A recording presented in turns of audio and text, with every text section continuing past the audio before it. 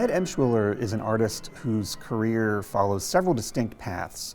In the 1950s, he established himself as one of the top painters and illustrators of science fiction books and publications. Toward the end of the 1950s, he begins making films. With the onset of the 1970s and new technology becoming available, particularly video technology and computer technology, he moves his moving image practice to video and computer art. Throughout the run of Dream Dance, here at Lightbox Film Center, we'll be screening about 12 film programs. These will include short films of Ed's, some feature films, also films that he worked on directed by others. His first film, or at least the film that he thinks of as his first film, is Dance Chromatic.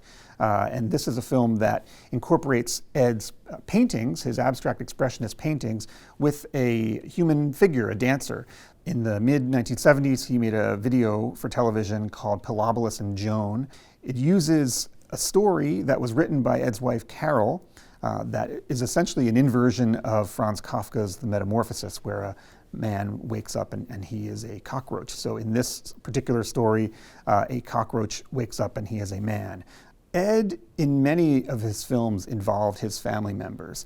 There's a video that he made in the mid-1970s called Family Focus, which is essentially a culmination of this process. It's an hour-long home movie, more or less, but it's really using video technology to manipulate and shift these home movies in really interesting ways. So it's a meditation on Ed's family and his family life.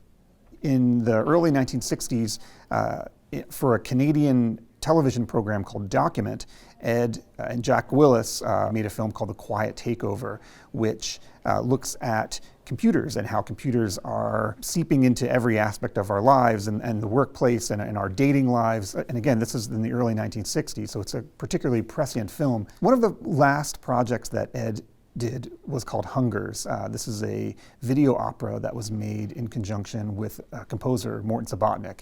And what's interesting about Hungers is it embodies many of the aspects of Ed's career. There are dancers, there's composers, it involves still images and moving images, video, computer art, all of this kind of coming together in this major monumental work. So I felt it was important to include at least a portion of it. At the Rosenwald Wolf Gallery at the University of the Arts, you'll be able to see a good portion of Ed's output as a fine artist and as a commercial illustrator and science fiction illustrator, along with some of his video works as well.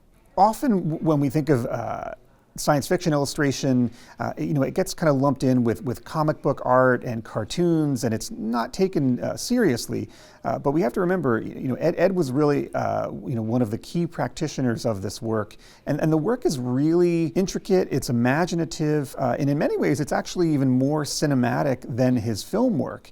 I think what's most exciting to me about Dream Dance is really getting to tell Ed's story. But beyond that, I think it's really just an opportunity to familiarize people with an artist that for far too long has really gone under-recognized.